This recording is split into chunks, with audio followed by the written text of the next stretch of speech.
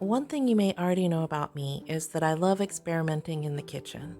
In this video, I'll show you how to make an easy version of sopa de res, or a beef and vegetable soup.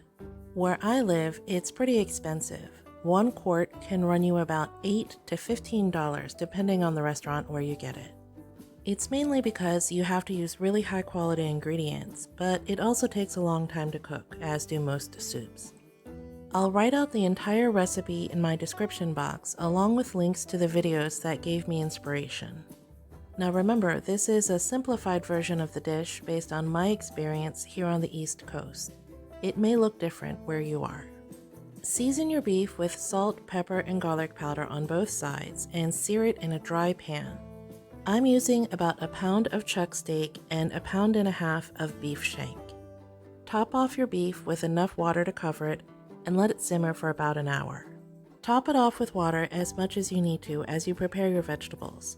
For my version, I used a whole head of garlic, these little round zucchinis, you can use regular zucchini if you can't find them, some carrots, peeled, and some, well, let's see, what do we have here?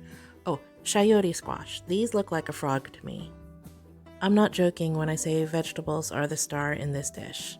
I've also got some red potatoes, just little baby ones, some green beans, a whole head of cabbage, corn, and 1 green plantain.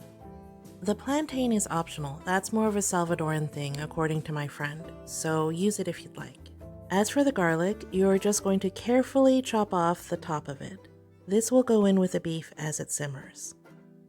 You'll want to have a separate bowl or plate for your soft vegetables and your root vegetables.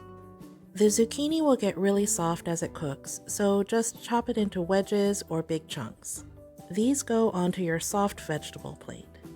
As far as the quantity goes, it's up to you. I'm trying to make about 10 servings of soup, so you can see on this platter how much I used. Cut up the chayote squash sort of like you would an apple. It has a core with a soft seed in it, so just make wedges and then cut it into chunks. If you've never had one before, then you can eat it peel and all, but definitely take out the center.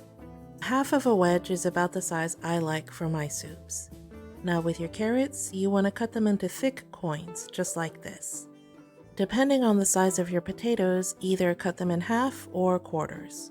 It's totally up to you. And remember, keep your root vegetables separate from your soft vegetables. If you're using a green plantain, then you want to cut it across at a diagonal in thick slices. Use a paring knife to carefully peel each slice and then keep these with your root vegetables. You have to boil plantain for quite a while to get it to soften up. Finish up by cutting your cabbage into wedges, about 8 or 10, and then shuck and break your corn into pieces. This is what your veggies should look like once they're all prepared.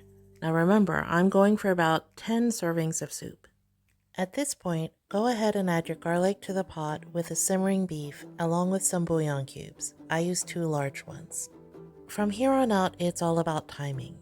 After 60 minutes of simmering, you want to take out the beef and cut it up into smaller pieces.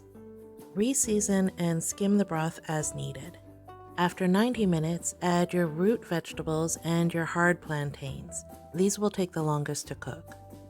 After 110 minutes, go ahead and add the rest of your vegetables. At the very end, after 120 minutes or 2 hours have passed, turn off the soup and top it off with chopped cilantro. That's optional, but it really does brighten up the soup. Serve it all up with a wedge of lime and something starchy on the side, like beans and rice or maybe some tortillas. All in all, I paid about $40 for all of the ingredients, but I definitely got 10 servings of soup or more. Believe it or not, this is actually sopa de res on a much smaller scale than a restaurant. After just 2 hours of chopping and simmering, you've got a wonderful dish that you can share with your family and friends. Drop me a line in the comments and let me know what you think. Have you ever had sopa de res before? What kind of veggies do you like to use? I'd love to hear from you.